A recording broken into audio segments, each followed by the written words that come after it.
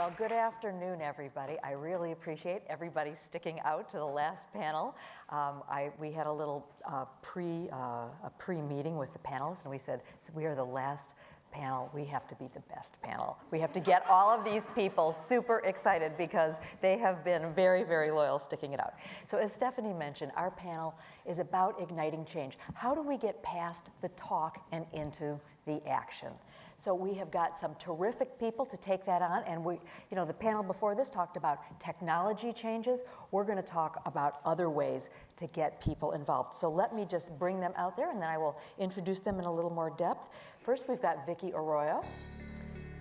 Vicki is the executive director of Georgetown's Climate Center. Right there. Next, we've got Dekila Chungyalpa. Dekila is the founder and director of Sacred Earth, and she is an associate research scientist at Yale's School of Forestry and Environmental Studies. Next, Heather Koldewey. Heather is a marine biologist and a National Geographic fellow. And then finally, Lyndon Rive, an entrepreneur and co-founder of SolarCity. So thank you so much. All right, so this is a panel about moving beyond the talk and into the action. How in the world do we get out of the paradigm we find ourselves in so much, where we're already preaching to the converted, right? Where everybody here is into thinking about these issues and learning about these issues. How do we bust out, though, to the much, much broader community? And actually, Dekila, I wanted to start with you because you approach this in a pretty unusual way. Sure. I can tell you the story. In 2007, I was asked by the head of my lineage, I'm a Buddhist from Sikkim in the Himalayas, to create a set of environmental guidelines for the monastic community. And I thought it would be a 2-week contribution on my part. It's been 10 years, so that gives you an idea of how religions think. And what emerged out of that was that I started witnessing the hunger that monks and nuns had for science and to try and make sense of all the changes they were seeing around them. Of course, they were being gravely impacted by climate change in the Himalayas, but they didn't have the vocabulary and the technical know-how of how to address it, how to solve it, how to adapt and build resilience. And so out of that emerged this program at WWF, where I now work with religious leaders all around the world. I do a lot of capacity building, and the work I do is really to train religious leaders so they go out and influence their communities. I think the first thing we have to do is step out of a bubble and see that actually the vast majority of the population doesn't listen to scientists or NGOs or even governments, but more than 8 out of 10 80% of the world actually identifies themselves as religious. Every Pew report has shown that in the US, 9 out of 10 Americans believe in God, still identify with a religion. And one of the things we've learned, especially looking at environmental psychology on climate change, is that people are frozen when it comes to these issues, not because they don't care, but because they're not sure what to believe. And having a trusted ambassador speak to them is much, much more influential than we as scientists getting out and trying to convince them. So when the Pope, for example, talks about climate change and the need to take care of the planet, you think that is very helpful, impactful? Absolutely. Because the way the Pope presents climate change, there isn't any room for denial. He just presents it like it's real. And you could take 100 scientists saying the same thing and the Pope saying that, and the chances of people who don't listen to us listening to the Pope are much higher. Well, so this is interesting. I mean, it's a little bit of going to people's hearts instead of just to their heads, which is kind of different for science. And so how do you think that can play out in your work? So our work at the Georgetown Climate Center is often with the cities and states that have been on the front lines of these issues. And you're right, though, Susan. I mean, most of the talks that I give, it tends to be an audience like this that cares and is already engaged. Yesterday, I was up in Boston with a company that was announcing targets of 80% reduction by 2050, and that's all great. But I do think that we need to figure out the storytelling, which is what National Geographic is so great about, to engage people and to let them see the changes that are underway in places that they live and they care about. Because I think sometimes what people think about with climate change is that it's distant and far off and not going to affect them. And so I think, for me personally, being from New Orleans, having family that were affected by Katrina, I sometimes tell that story, even though I have my professional hat on and worked on these issues even before that happened, to try to connect with people, because everybody can identify with having a family who lost their homes and the kind of extreme weather events that we're seeing more of now, even if they feel like global warming is an issue that they haven't really thought about a lot, and they can start to think about what changes that are going to happen in their own communities to iconic species that they care about or just to their way of life. Well, Heather, you've done work all over the world on these issues. How do we get people to just feel empowered to do something? Because I think Dekila's point is right, climate change particularly, and it's tough for us from a storytelling point of view. It just feels so huge and overwhelming. People are like, I can't do anything about that. So how do we get them past that? I'm working a lot on the planet or plastic topic at the moment, and I think that is something that is a tractable connection to the environment. For me as a marine biologist, it's a route in for what's in everybody's life every single day, and a way of connecting people to the ocean and valuing it. So we know that seeing the disturbing pictures of entangled turtles and choking seabirds is a very emotive thing, and that does help drive recycling behavior and reduction of plastic. But I would actually like to sort of challenge, so maybe we're preaching to the converted, okay. But how do we convert the converted? I think here people are maybe listening, but what's intriguing is I was sitting having my plastic-free coffee this morning with my plastic-free friend. He's a fellow explorer, and we obviously have experienced a fantastic plastic-free environment this week at the Explorers Festival and been equipped with an amazing set of tools by National Geographic. And yet we watched more and more people associated with the event coming and ordering a coffee in a normal disposable cup with a plastic lid. So it sort of got me questioning, saying, okay, we've got people aware that there's a problem with plastic, single-use plastic in particular, but how, even with us awareness, with a very receptive, knowledgeable audience like here, do we actually convert that? Well, I think, Lyndon, you might have some thoughts about that as an entrepreneur, and I should also mention that Lyndon is a member of the National Geographic Society Board. Yeah, so when you have a big problem, then innovators can create products to solve this problem. And so I think the best way to address this is just create a better product. So and let's put it in simple terms. Let's say solar.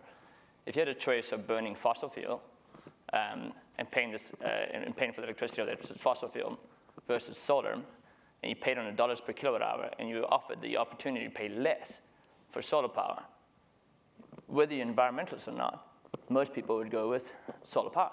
It's of course. But you have to create that product, and you've got to make that product available. Right now I'm on the board of a company called Off-Grid Electric, and we are focused on electrifying Africa. And we focused on the kerosene market. So the kerosene market is a terrible market. It's a terrible source of fuel. It doesn't even give good light. It's extremely bad, and it kills a lot of people. Now, the average person spends about $10 a month or so, $10 to $15 a month on kerosene to provide light in their homes.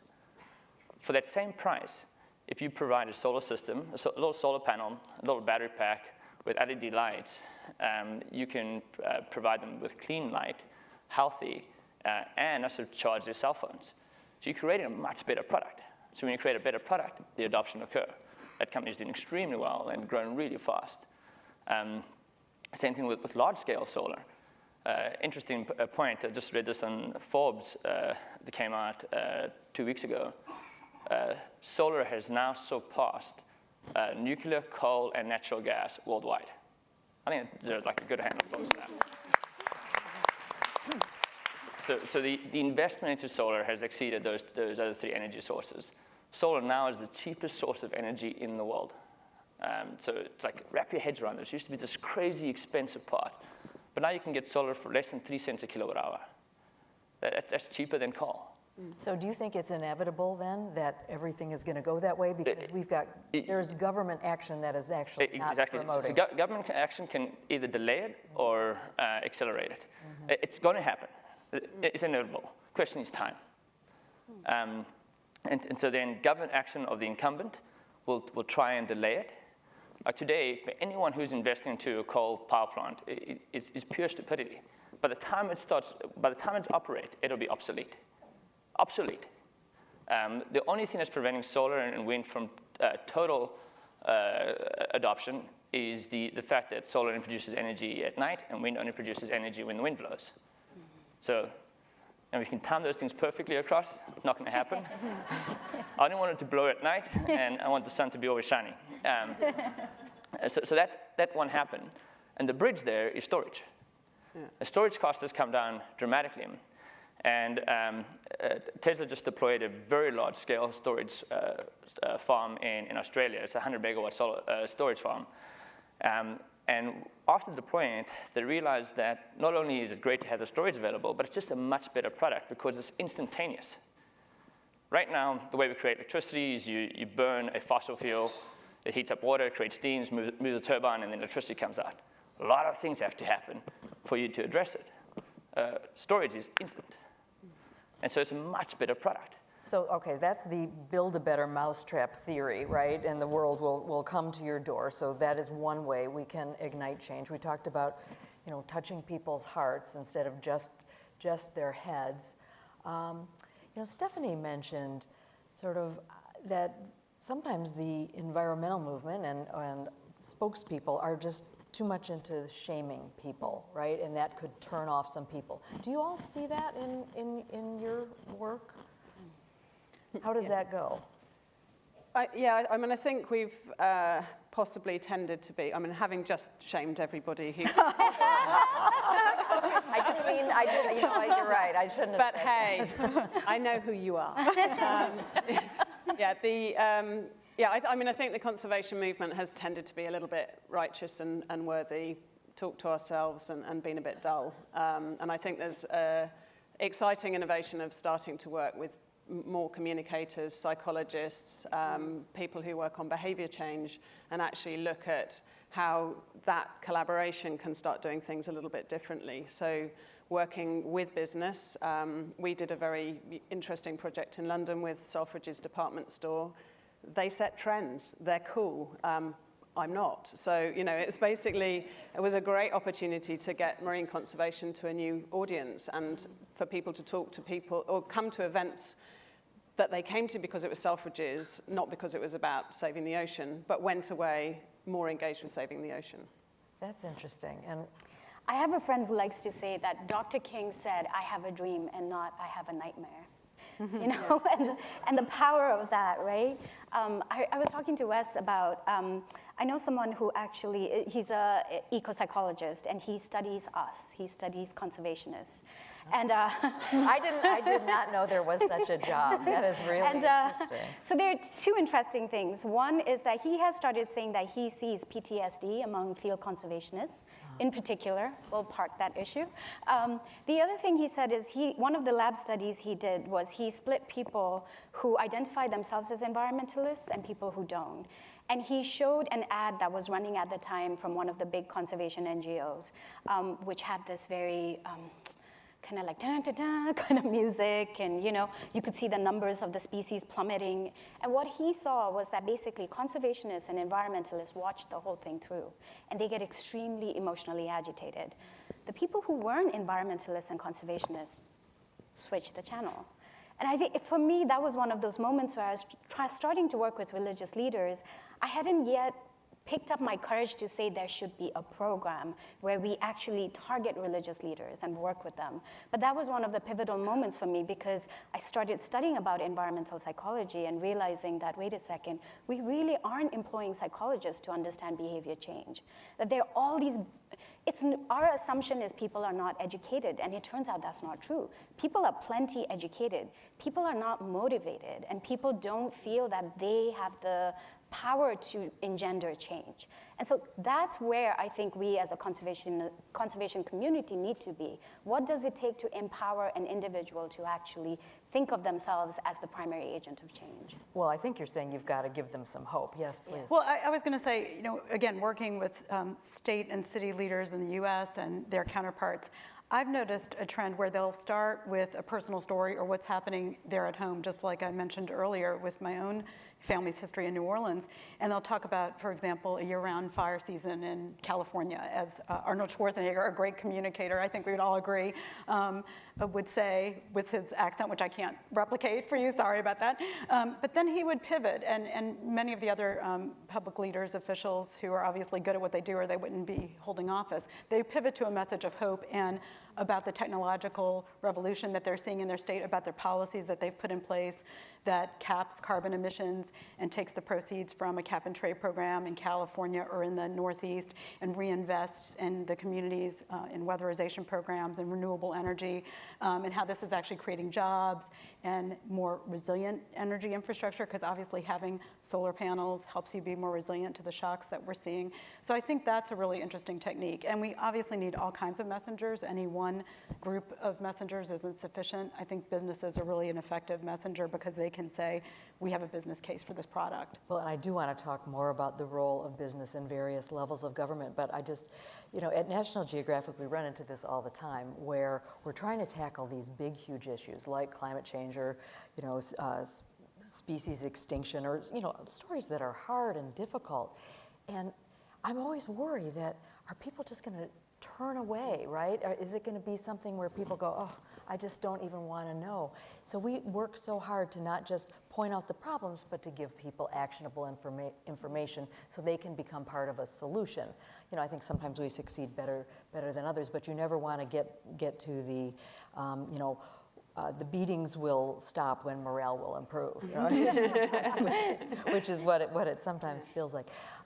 So let's talk about government and business for a minute. So we've got without being political about it, but we've got a federal government right now that is really retreating from a lot of the policies that were, pushing for cleaner air, cleaner water, doing something about climate change. So who is filling that void, and what are there lessons from that we can look at? So fortunately, the states actually have been at this even before this administration. Some of their leadership actually started during the Bush administration, when you might remember that the U.S. retreated from the bargaining table at Kyoto, even though it was pretty much framed in a way that the U.S. had argued for. But we rolled back the federal leadership at that time. And states like California, like the Northeast states, started to launch some of the cap and trade programs. About 30 states now, and for some years now, have had renewable portfolio standards, which require a certain amount of energy to come from renewables, which has really helped to prime the pump with the market and to sort of prove concept. And that's helped to reduce the prices. I heard the earlier panel with Jessica talking about the prices coming down. The fact that those requirements were on the books really helped to to create the demand and to increase the supply and bring the prices down. So that's been, I think, a positive story. That's one way that you can achieve change. They're stepping up even more. You heard about the We're Still In movement. That covers about half of the economic productivity of this country in terms of cities, states, businesses, universities that have pledged to keep going with their own emission reductions. That's so important right now. So do you see more and more people getting on board with these kinds of things? I mean, because they feel like, oh, finally I could do something about it? Absolutely, I do. It's interesting, the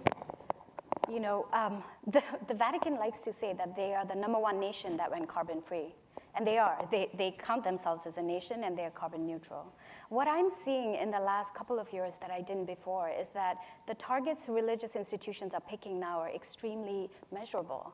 That they have reached the point, I mean, there is an evolution in thinking going on among faith communities as well. And they've reached a point now where they're basically saying, not only do I want a target that is an environmental target, I wanted to contribute to the larger conservation target that's global. And I want you to tell me specifically what my contribution should be based on what resources I have.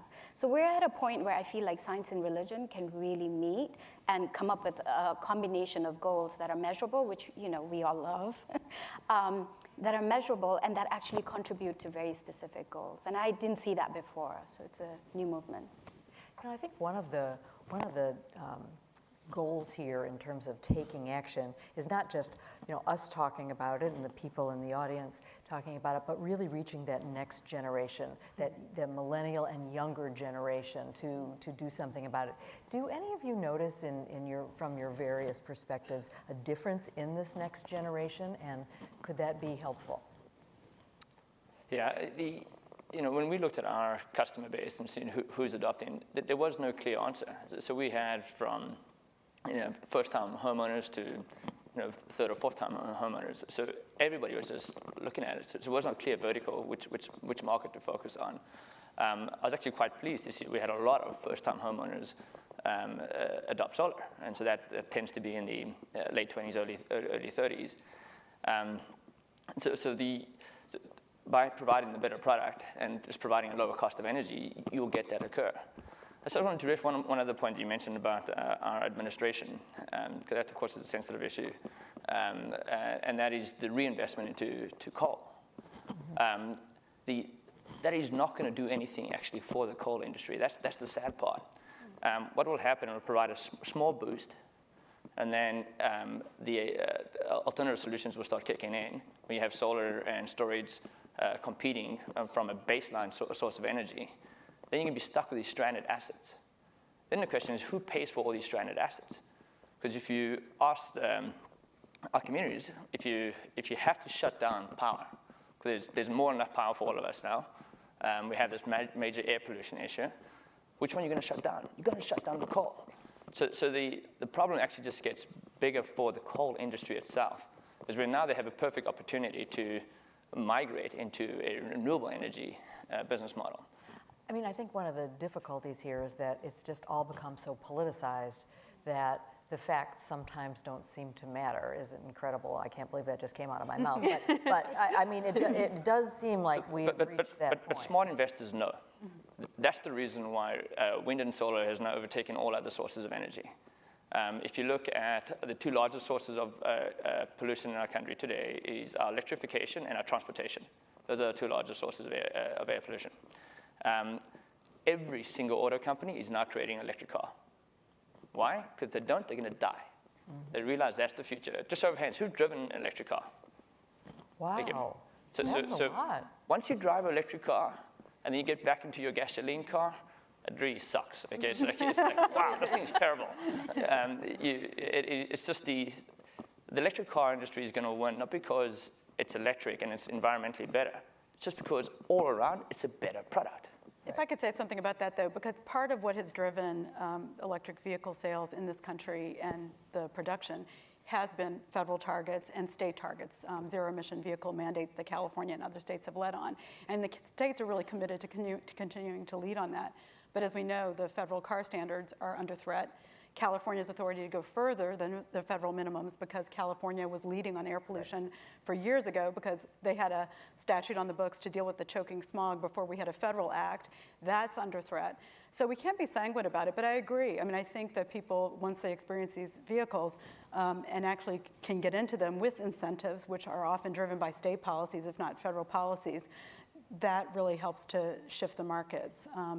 The technology is getting better, the mileage is getting longer, so people don't worry so much about range anxiety. Some of the work that we've done with the states is enabling people to go and look where there are charging infrastructure stations that they can use, helping states fill the gap so that people feel like they can travel from one state to another, not just in this region, but in the West. So I think that goes to the political argument, because there's like 7 or 8 governors, including Republican governors, who are really into this and have signed on to an agreement to work on charging infrastructure across their states. So I think there are some of these technologies that actually do matter to people, even in this downtime at the federal level in terms of support. Absolutely. Heather, you were going to say something? Yeah, well, I could comment on your government, but I won't.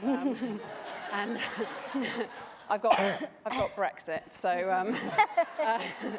I think one of the things, from my point of view, is looking for solutions that are win-win. So I will stick with plastic because it's my topic, and we found certainly in the UK and much of Europe and growing that the interest in the topic is because nobody wants plastic in the ocean. So it becomes a really unusual topic in conservation that it's very uniting. So even if you're in the plastics industry, nobody wants to see those pictures that National Geographic have done so beautifully. And so then it becomes around solutions, and then it becomes around individual action. Firstly, working with Surfers Against Sewage, we've had amazing success getting MPs to sign up, which resulted in a commitment for a plastic-free parliament in the UK, which is leadership by example. Yeah. But also they know that it's an issue their voters care about. And we're very fortunate in both of our countries that it is a democracy, and those people in political power are there on our behalf, and they do care about voters. And the more these topics become issues that people care about and are talking about, then the more action there will be. And to not lose your point about youth, because I think that's so important, the traction we're getting with the younger generation about plastic. I mean, when I was a kid, I didn't have to do a beach clean because there was no plastic on the beach. And I'm not that old. You know, there's just been dramatic change. That's now what my kids do every time we go to the beach. And it's also just in the city, you know, anywhere, you cannot go anywhere without seeing plastic. And I think the kids are really engaging and seeing the power of plastic-free schools and giving power to the pupils. You see change really quickly coming from the younger generation because it's something they can do about right now and today. And you know, these are things that are not necessarily that complicated or that huge. These are not impossible actions, right? It's like, I'm not going to use a straw. I'm not going to drink out of a plastic bottle. And it often saves money too. So, I mean, it's a win-win. What I see, so with the grad students I work with, what I see is that they're really comfortable with multiplexity. They are comfortable holding 5, 6, 7 different ideas and seeing how it stacks up. I mean, when I was in school, you just studied conservation in this sort of narrow world, right? But I have students that take on poverty issues, inequity issues, you know, plastic issues. And when they look at environmental issues like plastics, what they are layering underneath it is, well, who has access to recyclable goods? Who even has access to, you know, especially in third world countries, there are governments that don't bother to set up at the municipal level anything that recycles. And so I see a great deal of hope because the world, of course, as we know it, is complex. And we've spent all our lives trying to simplify it and present these simple messages. But young people don't seem to need it broken down to that level. They actually are responding in this very intersectional way. I was recently at ICCB, which is what is ICCB? Sorry, the International Congress of Conservation Biology at Cartagena in Colombia, and a young woman got up and said, "Can you tell me if there's space for Black Lives Matter in conservation?" And that just blew me away because for the longest time, here we are talking about biological diversity, and we don't think human diversity is relevant. And what does that say about our psyche and where we are? That says that we actually place ourselves still very much outside of nature. That is our paradigm. And so for me, working with kids actually has been really hope-giving because I see them reflecting a way of seeing the world that is as complex as the world is. You know? That is so interesting. And I don't want to get away from something that you said. You said you see PTSD on people in the field. What did you mean? And then I'd love to hear other reactions. Okay, so I have to take a step back and talk about this concept called Solastalgia. I don't know if any of you are familiar with it. Yeah. It was coined by an environmental philosopher called Glenn Albrecht from Australia. And it basically refers to the emotional and psychological distress we are going through, environmentalists, while watching environmental degradation. Now, his argument for this, and the basis of his argument is that the reason why we're in this room, why we are environmentalists, is because when we formed our identity of self, we actually had a very fluid identity. Our identity of self isn't limited to the boundary of our skin. We actually fell in love and kind of spread our sense of self to include, you know, maybe a creek that was in your backyard, maybe an animal that you fell in love with when you watched Nat Geo online, maybe, you know, and so slowly our sense of self just became bigger than our bodies. And now when there is damage that is done to that larger self, it is extremely personal for us. We have no way, unlike our bodies where we can close ourselves off, go run away, hide. We have no way of protecting that larger sense of self. So what is happening is this gigantic level of emotional and psychological distress, and yet we don't know how to name it. We don't know how to discuss it. We lack the vocabulary. We lack the solutions to address it. And simultaneously, there is a whole movement now in environmental psychology that's talking about how nature is primarily the most healing thing you can do. Being in nature heals us. And for those of us in the science and conservation community, I really urge you to go out in nature because that is going to heal you to some sense. As soon as the panel's over, Everybody go. Okay. Go to Rock Creek Park. But going back to field conservation, so I was based in the field for a long time for WWF. I ran the US Mekong program. And what I was just seeing among my peers, all across the NGO world was this level of fatigue and exhaustion and just distress. Alcoholism is really high in field conservation.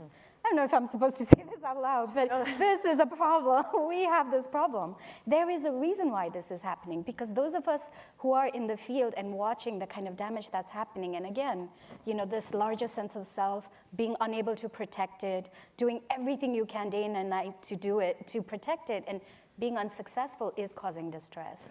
But so there've got to be ways, though, for both people in the field as well as broader audiences to sort of break out of that and look to new solutions. So what is like the one thing, do you think, in our wrap-up minute before we open this to the audience, what is like the one thing that you think people can do to actually get action and inspire change?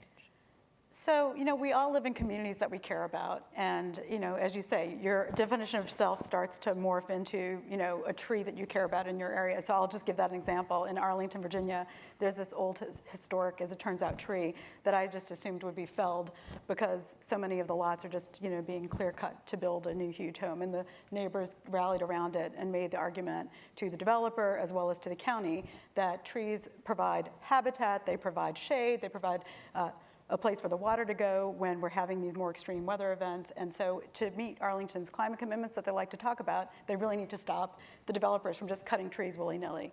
And I also have my students look at the law and the ordinances and whether or not the city and the county could go further, and the state, and identify what they can do as a policy matter so that we didn't just save that tree, which we did, but they could save other trees. So I guess my message is just try to get engaged where you live. If you care about these issues, go to your planning board meetings or your city hall and see how you can get involved, because you can make a difference. Because you can save that tree. Okay, what's the one thing? I think for conservationists and scientists, I'd say don't be isolated. We're actually rewounding ourselves by being isolated. Find communities, build bridges.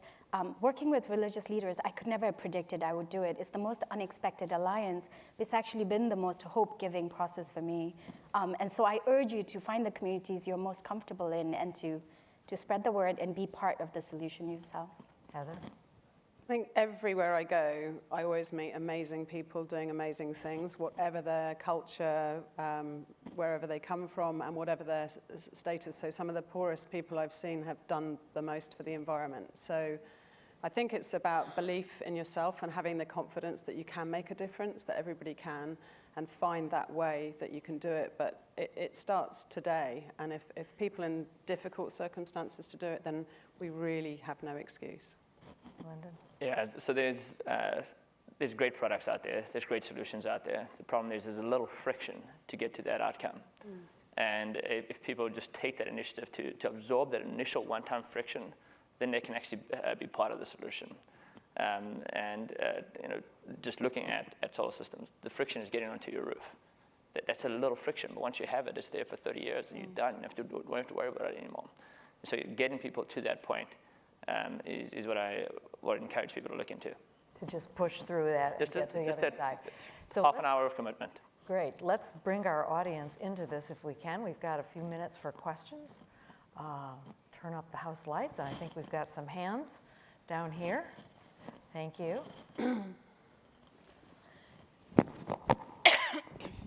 So I'm part of the, I guess, youngest generation, you would say, and I think more of us have a more global identity, and I think it's been very helpful for me to think of when I'm using, for example, a disposable cup, I'm imagining it ending up in, if it was exported still to China, right, or, recycling. I'm imagining, the fumes from it being burned going to another child's, body, and that's, for me, that's why I stopped using it however many years ago. So what is the room in communicating the issue of environmental issues towards our identity and our global identity? Is there room for that? I'm not sure I understand the question. Sure. So I feel motivated to stop unsustainable habits because it will impact someone across the world, and I feel like we're part of one global family. Do you think that's a convincing or compelling narrative to push forward? So how do we communicate that better? I get it, thank you. Absolutely. It's one of the reasons why I started to work with religious leaders, because I realized that religion is an identity core that actually isn't held by any kind of national identity or even corporate identity. It's global. For example, when the Pope speaks, he speaks to almost 2 billion Catholics around the world. One of the things I ended up working on was messaging during World Youth Day, which is the largest pilgrimage in the world. It's 3 million young Catholics that come every year to hear the Pope speak. They come from all over the world, Philippines, all across the continent of Africa, America, everywhere else. So for me, working with religious leaders really does address this issue that at this point, the net does bind us all as a global citizen, and it's actually a fast track to addressing it. So I think there's no one solution, and that's partly, I think, a rationale for working with professional communicators, but also looking at what you're trying to achieve. So to give an example, working in an isolated community in Mozambique, we were looking at marine protected areas, and when that was discussed with the community, they said, oh, this sounds like, we're kind of stopping, it's going to stop us doing things. And we talked through the purpose of it, and this was all done not by me, but by local Mozambicans working with the project. But they started talking about replenishment. And so they said, oh, these are replenishment zones. Oh, we definitely want those. So the whole behavioral shift came down to language and terminology. And once the language was around the purpose of that, and they could see the point of it, and they really became passionately engaged, it was just a term thing. So I think we have to be really careful with language, particularly considering the local cultural context. That's a really interesting point. Yeah, Linda. I have to just get back to product innovation. I know it may sound like a broken record here, but using your cup example where there was no plastic lids, without the plastic lid, there's a service that is lost. Yeah. I'm a clumsy guy. I'll spill coffee on myself. And I'm a massive environmentalist, so I get the plastic lid. If there was a paper lid that served the same function as the plastic lid, I'd go with the paper lid. So somebody's going to invent that, right? So you got to go in and take that problem, create a solution for it, which reduces the friction, and people will adopt it and do the right thing. And understanding those barriers. So, for example, from work we've been doing in London around reducing single-use plastic water bottles, we found that guys are less likely to have a refillable than women because they're less likely to have a bag with them. So, especially for clumsy guys. Wait, are you saying for the first time ever that women's clothes has worked to their advantage? I have never, ever, ever heard that. Fascinating. Sustainability and style, yeah. I think we've got some more hands over here. Thank you. How do you connect the transformation of consciousness at an individual level to build global networks of change makers, of leaders in politics and in government, in politics and government and in business, where we need them the most? We do not have a critical mass of leaders in government and in politics that think this way. How do we change that? So thank you so much for that question. I had the privilege of helping to take 11 state leaders, or I should say more than that, leaders from 11 states, including 4 US governors, to the climate negotiations this past year. And we've done that in the past. We've done that for almost 10 years now with our partners. This year was especially important because, of course, it was the first year that the world got together since not only the Paris Agreement had been negotiated 2 years before, which was much more of a happy climate negotiations, or COP as they're called, but the first one since the announcement of the rollback and the election of Trump, I should say. And so it was really important for the US to show up in force, and they did, we did. The states, again, 11 states on a bipartisan basis showed up. Many, many businesses, city leaders, faith groups, youth groups, and it was really amazing how it really shifted the narrative around that time, if you remember, in late November, early December, from this really kind of bleak, oh gosh, the US, one of the major emitters, certainly the one that caused a lot of the warming that we're already seeing, is stepping back. Will that create a domino effect where other people will also step back? But instead, because the city and state leaders and the business leaders stepped up, the narrative was very different. And Angela Merkel made a point of saying, look at the tremendous outpouring from the US. We even had a US center that was sort of like an alternative US government. We had flags outside that Michael Bloomberg put up, and it was really amazing, and it was so hopeful. And other delegates from around the world would come and see the flag, and they would say, what is this? And I was saying, that's really the US. Yeah. That is really what we're about. And it really changed the dynamic, and that's what we really have to do. We have to keep doing it for at least the next few years, right? Hopefully that's it, before we really start to really, join the rest of the world as leaders on this issue. But we can lead in our own way, and we really can try to stay on track, as you heard earlier. It's hard, but we have to do it. We just have no choice. Well, and I think we're about to see a big face-off between the state of California and the federal Exactly. government, and we'll Right. have to see where that one goes. Saw another hand over here somewhere. Yes, ma'am. This does to your earlier questions about like judgment, balance, and the like. And often, especially in North American society, so many people are, environmentally conscious in many areas of their lives, but sometimes even knowingly have areas that fall short. Sometimes it's conscious, sometimes it's unconscious, or trade-offs. And often I find what we hear in the environmental, oh, well, you do this bad, and don't focus on the good. For instance, with plastic and cars, I've never had a car in my life.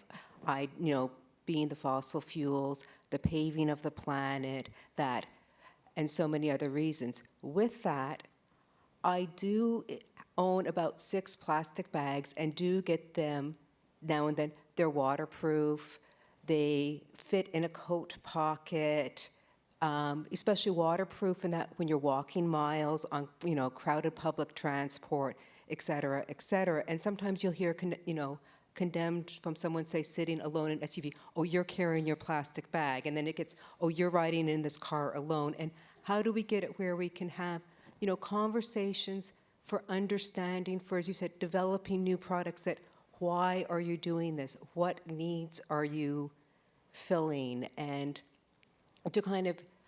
to affirm and encourage rather than, well, that reason's not good, or your reason's not good, in people who may be doing well, not because of environmental consciousness, but out of poverty, who wear reused clothes all the time, but are shunned for not having the current fashions, So et cetera, et cetera. Getting past this, it's never good enough. I have to drop a big name here. So I once interviewed Paul McCartney. It was so cool. But, what he said was he was on this campaign to get people to not eat meat one day a week. And I said to him, why just one day a week? He's saying about 8 days a week. So, why limit it to one day a week? And he said, because people could do that. They could get their heads around doing that. Anybody can try that. And maybe if you try one day a week, then you could do 2 or 3 or whatever. But I think this is such an important point of getting past the, oh, you have to do everything or forget it, right? Yeah, I'll just say amen to that, because we all view ourselves as hypocrites, right? If we took a vehicle, even a hybrid, to get here, in so many ways. So I think it's really not particularly productive. I think while the Pope is a leader on this, he also called for tenderness as a society towards ourselves maybe and each other, and we should probably try to keep that in mind, as well as just the utilitarianism that we have to actually have some utility of the products that we use. But I do think through entrepreneurship and through policy, we can actually try to make more options available to people. In the transportation sector, for example, we're doing a series of dialogues around this region from DC to Maine that's part of a transportation and climate initiative, where we're really engaging with the public. As broad a net as we can cast to get the affected industry, including the fossil fuel industry there, as well as environmental justice groups and so many other parties, to talk about how we can decarbonize transportation, how we can make transportation more resilient, more affordable, and to tackle these problems together, not so much from a finger-pointing perspective. Yeah, we have to get to a point where we can get to the sustainable lifestyle, but without compromise. If you're asking people to sacrifice, it's just not going to happen. Using the car example, city car purchases have reduced dramatically. And the reason is because of Uber and Lyft. So that has helped. You don't need to have a car anymore in the city. It's a city lifestyle. You can get around real easy. In fact, it becomes easier to get around. So if it's an easier product and it costs you less, then you start doing it. So I think we've got time for one more question. Sven Lundblad. Oh, let me just get you a microphone here. So I'm curious what you folks think about the notion of collusion between governments and legacy businesses that in fact prevent or slow down really interesting new technologies from being developed and distributed. Oh, that's a really interesting question. Yeah, so actually I had the fortunate or unfortunate experience of really spending a lot of time on that. The challenge is when you're looking at established industries, in order for them to have been established, there was government support to get them to that level. And so then you look at the 80, 100-year investment into those industries to get it to economies of scale. Now there's a new technology coming up that's threatening this industry, that is asking for the same support that they gave the previous industry. And that industry is going, no, you can't give them any support. No, you can't do that. You can't subsidize clean energy. Then that would be wrong. But if you really want to make it fair, you have to stop subsidizing fossil fuel and keep on subsidizing renewable energy for the next 80 years. Then it's an equal playing field. But that won't happen. So the way you get there is you have to get the community involved to get votes. You're not going to beat them on a budget. The budget is infinite. And the more you get the community involved, the more people can speak up, then the governments will realize if they don't start voting for this, they will lose their seat. That's the only real threat that you can have, because you cannot be a financial threat. The budgets that have been given to these political leaders, with this collusion, I'm not sure, it's just they've always been there to fund their campaigns. Always been there. So it's a reliable source of funding. And so even if there's a new industry that tries to help fund the campaigns, you're going up against a big uphill battle. And the way to address it is to get the community supported, and then it'll change occur. And I think to add, as from the science community, is also making sure there's more scientists who are prepared to be more vocal and forward-facing and having those conversations directly as well. So the evidence, a robust evidence base that informs policy is vital, but it's quite a difficult place for scientists to be, and many are uncomfortable. And I think it's more important that we're much clearer, much more decisive, and actually playing business or those competing issues at the same game in terms of saying, these are the facts, this is the evidence, and enabling policymakers to make better decisions. Actually on the science, I find it quite hilarious. The two of the states that were really impacted by climate change in our country is Florida and Texas. Okay, highly impacted by all the hurricanes. Those are the two states where the governors don't believe in climate change. It's like, what does it take for them to believe in climate change? Like Miami's pumping out water back into the ocean so that it comes back into the land, just pumping it back out, and it's because it's a rising sea. And then you have a governor who doesn't believe in it, which blows my mind. But at some point, the pain factor will get so high that it's not going to become a belief. Whether climate change is a belief, it'd be like, is air real? No, it's a fact. Mm-hmm. And so that it just maybe sometimes people have to get knocked really hard on the head, and they'll realize. But actually, this is a great place to end this, because this notion of, businesses, even old businesses, change, right? We're seeing the car industry changing, as you pointed out. We're seeing the utilities industry, electricity industry changing. And it's another place where every single person can make an impact, because people can vote with their pocketbooks on what they choose to buy or not buy, and that can, in the end, make a difference. So I want to thank our last panel of the day.